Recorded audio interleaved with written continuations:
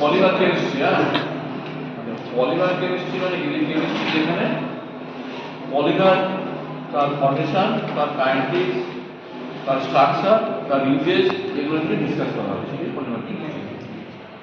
Polymer হচ্ছে এটা একটা ম্যাক্সোমলিকুলস মানে মনোমারগুলো কম্বিনেশন হয়ে পলিমার তৈরি হয়। ন্যাচারাল পলিমার আছে, আর্টিফিশিয়াল পলিমার আছে। তো এই যে ন্যাচারাল পলিমার মানে প্রোটিন, তারপর কার্বোহাইড্রেট, রাবার, এগুলো সবই কিন্তু ন্যাচারাল পলিমার। আমাদের বডিতে যা কিছু হোক বেশিরভাগই পলিমার কম্পাউন্ড আর কি।